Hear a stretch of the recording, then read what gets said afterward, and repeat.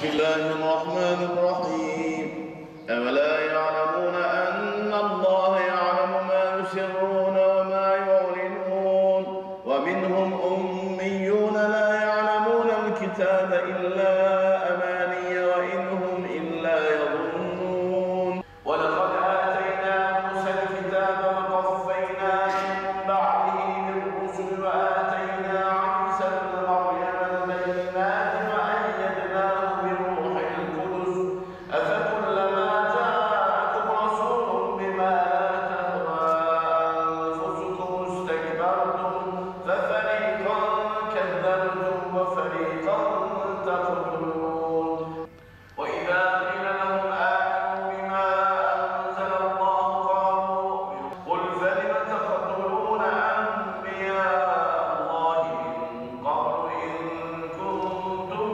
مؤمنين قالوا سمعنا وعصينا وأشركوا في قلوبهم العجل بكفرهم قل بئس ما يأمركم به إيمانكم إن كنتم مؤمنين كتاب الله وراء ظهورهم كأنهم لا يعلمون واتبعوا ما تتلو الشياطين على ملك سليمان وما كفر سليمان ولكن الشياطين كفروا يعلمون الناس السحر وما أنزل على الملكين ببابل هاروت وماروت يا أيها الذين آمنوا لا تقولوا راعنا وقولوا انظرنا واسمعوا وللكافرين عذاب أليم ما يود الذين كفروا من أهل الكتاب ولا المشركين أن ينزل عليكم من خير من ربكم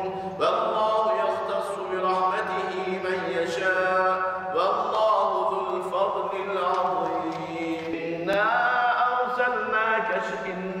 أرسلناك بالحق بشيرا ونذيرا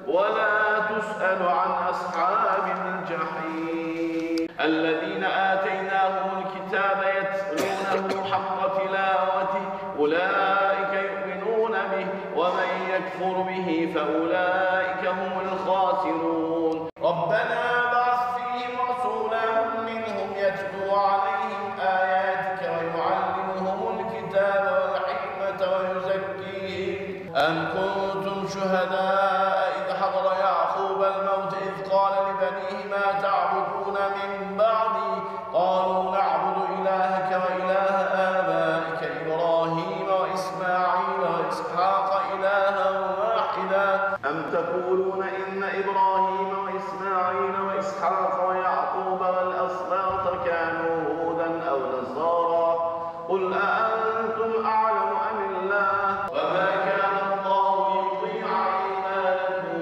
إن الله بالناس لرؤوف رحيم. Öncelikle Allah-u Teala İslam alemine Ramazan ayımızı mübarek eylesin inşallah. Kur'an-ı Kerim'de de ifade edildiği üzere Estağfirullah şehru Ramazanellezî unzile fîhil Kur'an. O Ramazan ayı ki onda Kur'an nazil oldu. İnsanlara hidayet rehberi olan Kur'an nazil oldu. Şimdi Ramazan ayında elhamdülillah camiye, cemaatimiz daha çok geliyorlar.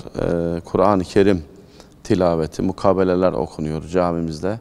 Sabah ezanından sonra, öğleden sonra ve ikinden sonra olmak üzere ona göre mesaisine uygun bir şekilde cemaatimiz katılım yapıyorlar elhamdülillah. Ve Ramazan ayı Kur'an ayı olduğundan dolayı Cebrail aleyhisselam Peygamber sallallahu aleyhi ve selleme bu şekilde karşılıklı arz ederlerdi. Biz de inşallah bu Kur'an ayını değerlendirmeyi Rabbim cümlemize nasip eylesin. İnşallah bu şekilde de devam edeceğiz. Şimdi Peygamber sallallahu aleyhi ve sellem Efendimizin bir hadis-i şerif var. Cebrail aleyhisselam geliyor kendisine minbere çıkarken basamağın bir tanesinde Ramazan ayı gelip de günahlarından arınmayan kimsenin burnu yerde sürünsün diyor Cebrail aleyhisselam. Peygamber aleyhisselatü vesselam da amin diyor.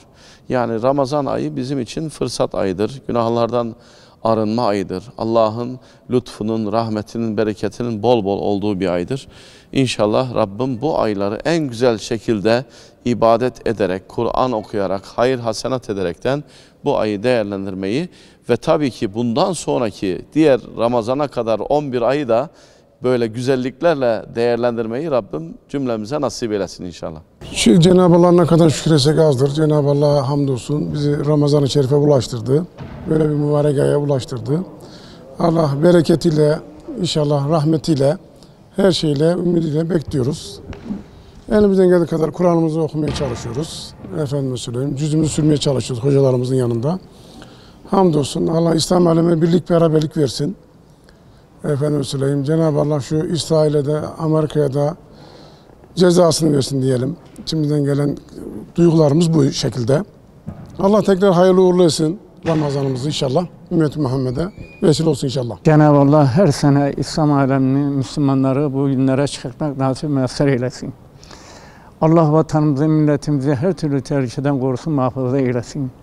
İslam alemine, Müslümanlara soykırım yapanları, zulmedenleri Allah kahre perişan eylesin. Filistin'deki aziz şehitlerimize Allah'tan rahmet dilerim. Mekanlarını cennet eylesin.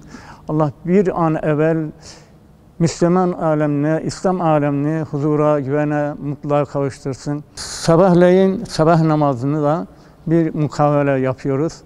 Bir öğlen yapıyoruz, bir de akşam ikindi vakti yapıyoruz.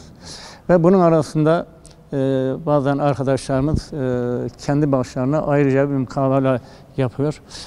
Allah Bu ay bol bol Kur'an-ı Kerim okumalıyız değil mi? Tabii. Evet. Bu rahmet ve berekat ayı, Ramazan ayı Cenab-ı Allah bunu bizlere nasip etmiş. Bu mübarek günlerde, bu Ramazan ayında tabii ki bol bol Kur'an okuyacağız, namaz kılacağız. Her türlü ibadetlerimizi yapmak zorundayız. واتبعوا ما تتلو الشياطين على ملك سليمان وما كفر سليمان ولكن الشياطين كفروا